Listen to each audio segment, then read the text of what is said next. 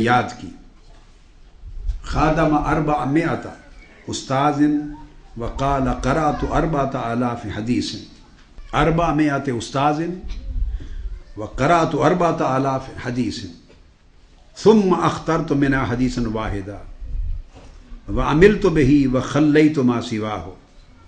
فرماتے ہیں 400 اساتذہ شیوخ کی خدمت میں رہا، 4000 احادیث کو پڑھا معانی مضامین کے ساتھ، اور پھر میں نے ان 4000 احادیث میں سے ایک حدیث کا دامن تھام لیا، صرف ایک کو پکڑ لیا عمل کرنے کے لیے. کتنی؟ ایک کو عمل کے لیے پکڑ لیا، اختیار کر لیا، اس پر عمل کیا. فرماتی ہیں اس ایک حدیث پر زندگی بھر عمل کیا.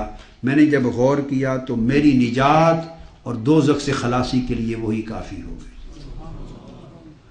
نجات کے لیے وہی کافی ہو گئی. اور اولین و آخرین کا سارا علم اسی ایک ہی حدیث میں تھا، سو میں نے اسی پر اکتفا کیا. اب وہ حدیث کیا ہے؟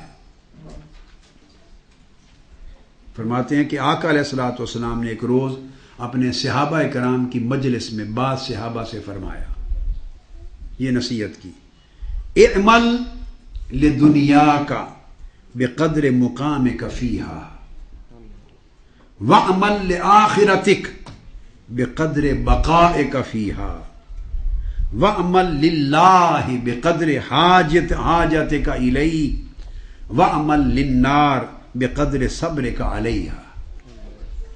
فرمایا بس ایک حدیث میں نے لے لی، اختیار کر لی، میری نجات کے لیے عمر بھر وہی کافی رہ گئی. یہ حضرت شیخ ابو بکر شبری رضی اللہ تعالیٰ عنہ حضور سیدنا غوث العظم رضی اللہ تعالیٰ عنہ کے سلسلہ شیوخ میں ہیں، اکابر اولیاء اللہ میں سے. آقا علیہ السلام کا یہ فرمان آپ نے فرمایا صحابہ کو کہ اے بندو، اپنی دنیا کے لیے، کیا؟ اپنی دنیا کے لیے اس قدر عمل کرو جتنا تم نے یہاں قیام کرنا ہے. جب دنیا کے لیے کمائی کرو، دنیا کے لیے عمل کرو، دنیا کے لیے کام کاج کرو، دنیا میں دل لگاؤ، دنیا میں رغبت پیدا کرو، دنیا کے کاموں میں مشغول رہو، مصروف رہو. فرمایا کہ اپنی دنیا کے لیے اتنا عمل کرو جتنا تمہارا قیام ہے اس دنیا میں، جتنا تم نے رہنا ہے. اب بولیے کسی کے پاس ہے تعین گارنٹی کہ میں نے اتنا قیام کرنا؟ یہ راز ہے اس میں. کوئی کہہ سکتا ہے میں نے 50 سال رہنا، کوئی کہہ سکتا ہے میں نے 10 سال رہنا. جی فرمایا جتنا تمہارا قیام ہے اتنا دنیا کے لیے کرو. وَعْمَلْ لِآخِرَتِكَ بِقَدْرِ بَقَائِكَ فِيهَا، اور اپنی آخرت کے لیے اتنا عمل کرو جتنا موت کے بعد آپ نے آخرت میں رہنا ہے. موت کے بعد آخرت میں جتنا زمانہ گزارنا ہے اس کے حساب سے آخرت کے لیے عمل کریں.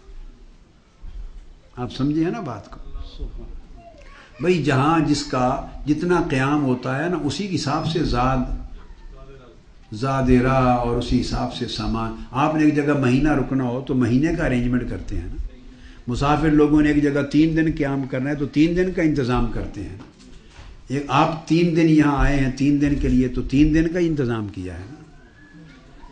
جس نے سال رہنا ہے وہ سال کا انتظام کرتا ہے. فرمایا جتنا اس دنیا میں رہنا ہے اس حساب سے دنیا کے لیے عمل کرے، محنت کرے. اور اب اس کے بعد اگلے سٹیپ پہ سوچیں کہ موت سے آخرت شروع ہو جائے، اور جب قیامت کا دن ختم ہوگا جنتی جنت میں، دوزخی دوزخ میں جائیں گے تو آخرت ختم ہوگی. موت سے لے کر اختتام یوم قیامت تک یہ آخرت ہے، قبر کی پہلی شام سے. تو فرمایا جتنا آخرت میں رہنا ہے، قیام کرنا ہے، اس کی مطابقت سے جتنا طویل وہ زمانہ ہے اس حساب سے آخرت کے لیے عمل کرو. اخروی عمل، نیکی، طاعت، تقوی، اعمال صالحہ، عبادات، خیرات، جو آخرت کے اعمال ہیں وہ اتنے کرو جتنا آخرت میں قیام ہے. اور دنیا کے عمل اتنے کرو جتنا دنیا میں قیام ہے. اور آگے فرمایا وَعْمَلْ لِلَّهِ بِقَدْرِ حَاجَتِكَ إِلَيْهِ، اللہ کے لیے اتنی محنت کرو، اتنی خدمت کرو، اتنی نوکری کرو، اتنی عبادت، اتنی بندگی کرو، اللہ کے لیے اتنا عمل کرو جتنا تو اللہ کا محتاج ہے، جتنا تو محسوس کرتا ہے کہ تو اللہ کا محتاج ہے. ایک سانس بھی اللہ کی محتاجی کے بغیر ہے، زندگی کا ایک لمحہ اللہ کی محتاجی کے بغیر ہے، ہر خوشی کیا اللہ کی محتاجی اور عطا کے بغیر ہے، رزق، کھانا پینا، صحت، خوشی، کوئی اولاد، کوئی عزت دنیا کی ہے کوئی شے جس میں بندہ اللہ کا محتاج نہ ہو. فرمایا سوچ لو کہ تم اللہ کے کتنے محتاج ہو، جتنی احتیاج ہے اللہ کی طرف اس حساب سے اللہ کے لیے عمل کرو. اور آخری بات فرمائی رہ گئے گناہ، عیاشیاں، نافرمانیاں، حرام کاری، اللہ اور اللہ کے دین اور شریعت کی خلاف ورزی اور گناہ کے اعمال رہ گئے. یہ فرمایا وَعْمَلْ لِلنَّارِ، یہ دوزخ کے عمل ہیں. یہ کیا ہیں؟ یہ دوزخ کے عمل ہیں. تو فرمایا دوزخ کے لیے اتنا عمل کرو جتنا برداشت کر سکو دوزخ کی آگ کو. دوزخ کے لیے کیے گئے عمل تمہیں دوزخ لے جائیں گے. اپنی طاقت کا اندازہ کر لو کتنی برداشت ہے. جب دوزخ میں پھینکے جائیں گے تو کتنی برداشت کر سکو گے دوزخ کی آگ. فرمایا جتنی طاقت ہو دوزخ کی آگ برداشت کرنے کی اس حساب سے دوزخ کے لیے عمل کرو، اور جتنی حاجت ہو اللہ رب العزت کی طرف اس حساب سے اللہ کی طرف عمل کرو. پھر امام شافعی رضی اللہ تعالی عنہ، کچھ اور ائمہ، اولیاء، بزرگوں اور اکابر ان کے نصائح سے بھی حصہ لیتے ہیں. امام شافعی رضی اللہ تعالیٰ عنہ نے فرمایا کہ دنیا اور آخرت کی 5 خوبیاں سب سے اعلیٰ ہیں. خیر الدنیا والآخرہ فی 5 خصال، دنیا اور آخرت کی خیر 5 خوبیوں اور 5 خصلتوں میں ہے. یعنی 5 عادات، 5 خصلتیں، 5 خوبیاں ایسی ہیں کہ اگر بندہ ان 5 خصلتوں کو اپنا لے تو اسے دنیا اور آخرت کی ساری خیر نصیب ہو گئی. وہ کیا ہیں؟ فرمایا غنى النفس وکف الاذى وکسب الحلال ولباس التقوى والثقۃ باللہ عز وجل علی کل حال. اسے امام نووی رحمۃ اللہ تعالی علیہ نے روایت کیا امام شافعی سے. فرمایا کہ جن 5 خصلتوں میں دنیا اور آخرت کی ساری خیر ہے وہ پہلی کیا ہے؟ غنى النفس، نفس کا دنیا کی طلبات و رغبات سے اور دنیا کے حرص و لالچ سے بے نیاز ہونا. نفس بے نیاز ہو.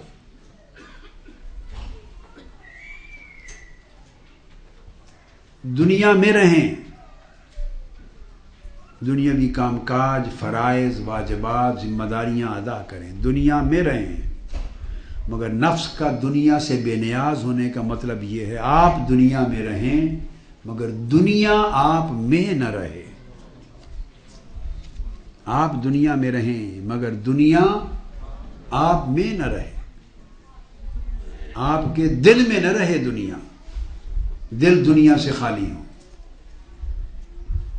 دل میں اتنی جگہ نہیں ہے کہ 2 محبتیں جمع ہو جائیں. دنیا کی محبت بھی اور آخرت کی اور اللہ کی محبت بھی. دنیا کی محبت بھی اور اللہ کی محبت، 2 محبتیں ایک دل میں جمع نہیں ہوتی.